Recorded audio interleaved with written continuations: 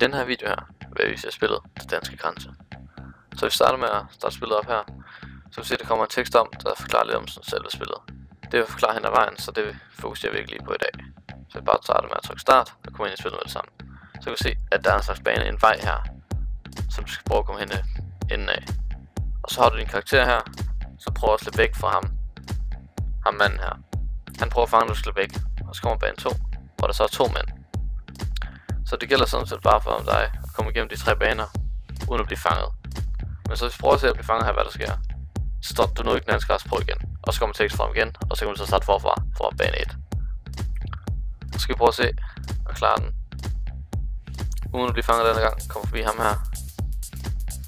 Rundt næste bane, så klarer vi den først. Så videre til nummer 2 igen. Så kan vi se, at de kommer de 2 igen. Så vi kan klare den her gang. Kom forbi. Sådan. Og så klarer vi de 2.